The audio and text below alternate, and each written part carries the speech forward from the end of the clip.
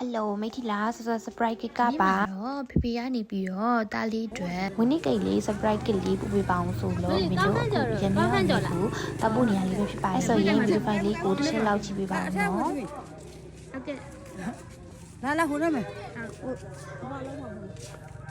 ကောင်းကင်ကျော်အတွက် surprise တယ်ဟုတ်ပါsurprise တိုက်ခိုင်းလိုက်လို့ဘယ်တော့တိုက်ခိုင်းနေတယ်လဲဖေးဝင်းနေလားကြိုက်လားကြည့်ပါဦး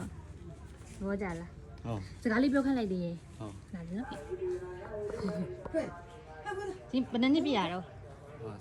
16နှစ်ပါတယ် happy birthday ပါသားလေးရေတဲ့ပြောချင်းစရာမွေးနေ့လေးဖြစ်ပါစေတဲ့ဒီနေ့မွေးနေ့လေးမှာစပြီတဲ့နောက်နှစ်ပေါင်းများစွာတိုင်အောင်တဲ့ဟိုတဲ့စိတ်ချမ်းသာခြင်းများနေနဲ့ပြည့်စုံပြီးတော့တဲ့လိုအပ်ချက်လိုအင်ဆန္ဒများလည်းတဲ့ပြေးဝပါစေတဲ့ချစ်တော်မိသားစုတဲ့ချစ်တော်တငယ်ချင်းမိတ်ဆွေများနဲ့လည်းတဲ့ဘဝကိုတဲ့ပြည့်စုံစုံပျော်ပျော်ရွှင်ရွှင်တဲ့အေးကြကြနဲ့ဖြတ်သန်းကြော်လာနိုင်ပါစေတဲ့ဘဝကိုတဲ့အခက်ခဲမရှိအောင်အခက်ခဲမရှိတဲ့အောင်မြင်မှုပေါင်းများစွာနဲ့တဲ့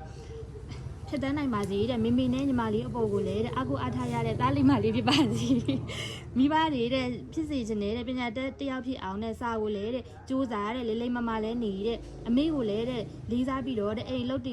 ကူညီလုတ်ပြီးဖို့တဲ့အဖေပြောချင်တယ်တဲ့ဘာပြောချင်တယ်လဲပြောလာအောင်ဖေပြောလိုက်ပါအောင်တခွန်းလောက်တော့တခွန်းလောက်ပြောလိုက်ပါအောင်ကြိုက်လားကြိုက်ပါတခြားကြည့်ပါဦး